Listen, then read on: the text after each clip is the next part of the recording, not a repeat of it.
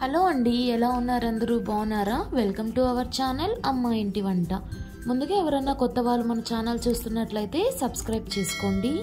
ఈరోజు సుకీలు ఎలా తయారు చేసుకోవాలో చూద్దామండి. వీటినే పూర్ణం బూరెలను కూడా అంటారు కదా. ఈ సుకీల్నే మనం పండగలప్పుడు లేదా ఏమైనా శుభకార్యాలప్పుడు ఇంట్లో ప్రసాదాలుగా తయారు చేసుకుంటూ ఉంటాం కదండి. అలాంటి ఈ సుకీల్ని ఎంతో కమ్మగా ఎంతో సులువుగా ఎలా తయారు చేసుకోవాలో చూపిస్తాను, చూసేయండి. ముందుగా ఒక గిన్నె తీసుకొని ఇందులోకి 2 కప్పుల దాకా పచ్చెనగపప్పుని యాడ్ చేసుకోండి. పచ్చెనగపప్పుని తీసుకున్న తర్వాత పప్పు మునిగేంత వరకు వాటర్ని యాడ్ చేసుకొని ఒక అరగంట పాటు నానబెట్టుకోండి. పప్పు ఒక అరగంట పాటు నానిన తర్వాత ఒక 2-3 సార్లు శుభ్రంగా పప్పుని కడుక్కొని గిన్నెలోకి తీసుకొని పెట్టుకోండి. పప్పుని ఇలా ముందుగా ఒక అరగంట పాటు నానబెట్టుకోవడం వల్ల మన సుకీలు అనేటివి చక్కగా వస్తాయండి. ఒక 2-3 సార్లు శుభ్రంగా కడుక్కున్న తర్వాత ఇందులోకి పప్పు మునిగేంత వరకు వాటర్ని యాడ్ చేసుకొని స్టవ్ మీద ఉంచి ఉడికించండి. ఇలా వీడియోలో చూపిస్తున్నట్లుగా పొంగు వస్తున్న సమయంలో గిన్నె అంచున ఉన్నటువంటి ఆ నురుగుని తీసేస్తూ ఉండండి. ఈ సుకీలు చేసుకోవడానికి మామూలుగా చాలామంది పప్పుని కుక్కర్లో పెట్టి ఉడికిస్తూ ఉంటారండి. కుక్కర్లో ఉడికించడం వల్ల పప్పు ఓవర్గా కుక్ అయిపోయి పూర్ణం అనేది పల్చగా తయారైపోతుంది. అప్పుడు పూర్ణం సుకీలు అనేటివి చక్కగా రావండి. కాబట్టి నేను ఎప్పుడు మా ఇంట్లో ఇలాగే తయారు చేస్తూ ఉంటాను. ఇప్పుడు ఒక అరగంట తర్వాత పప్పుని ఒక గరిటెలోకి తీసుకొని కొంచెం చేతితో నొక్కినట్లుగా చూసారంటే పప్పు చక్కగా నలుగుతుంది. ఇలా పప్పు చక్కగా నలిగిందంటే పప్పు ఉడికిపోయిందని అర్థం అండి. ఇప్పుడు స్టవ్ ఆఫ్ చేసుకొని ఈ పప్పుని ఒక స్ట్రైనర్లోకి తీసుకొని పక్కన పెట్టుకోండి. చూస్తున్నారు కదండి, ఇలా వీడియోలో చూపిస్తున్నట్లుగా ఒక చిల్లుల గిన్నెలోకి తీసుకొని వడగట్టుకొని పక్కన పెట్టుకోండి. పప్పు ఉడికించడం పూర్తయిన తర్వాత మనం ఇందులోకి బెల్లాన్ని పొడి చేసుకోవాలండి. ఇందుకు నేను 2 కప్పుల దాకా బెల్లాన్ని మిక్సీ జార్లో యాడ్ చేసుకొని కొంచెం ఫైన్గా పొడిగా తయారు చేసుకుంటున్నాను.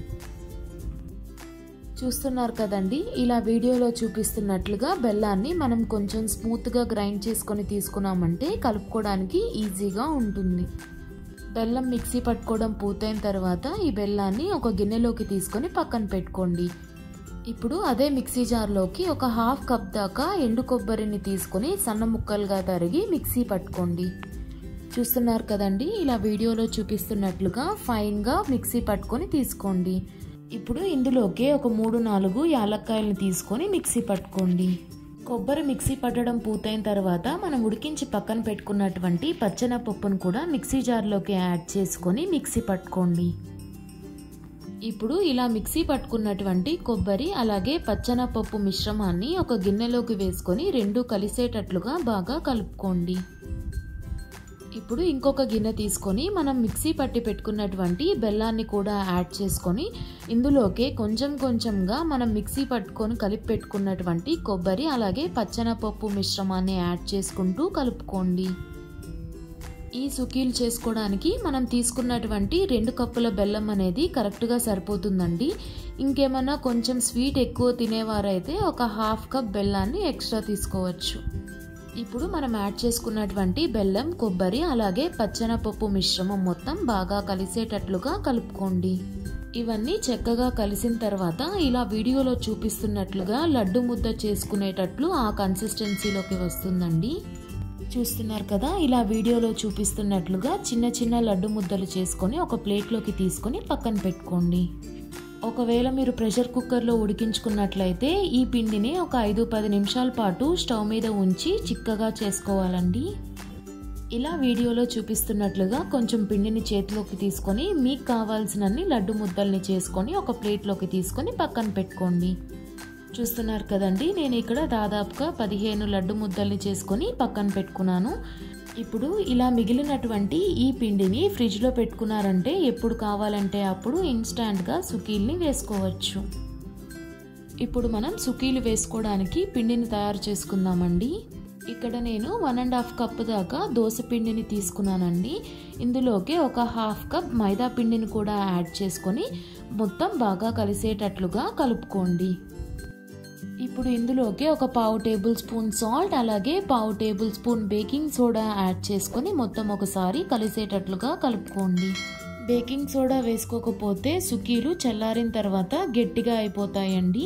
కాబట్టి బేకింగ్ సోడాని కూడా యాడ్ చేసుకొని కలిసేటట్లుగా కలుపుకోండి.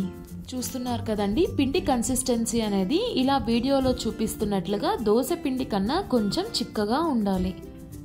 పిండి ఇలా చిక్కగా కలుపుకోవడం వల్ల మనం సుకీలు వేసుకునేటప్పుడు సుకీలు విరిగిపోకుండా చిక్కగా వస్తాయండి.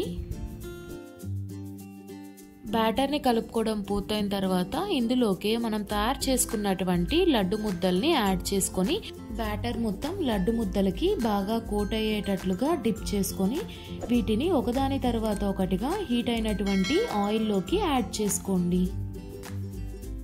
ఆయిల్ అనేది చక్కగా కాగి ఉండాలండి. ఆయిల్ హీట్ అవ్వకపోతే మనం వేసుకున్నటువంటి సుకీల్లోంచి పూర్ణం ఆయిల్లోకి రిలీజ్ అయిపోతుంది.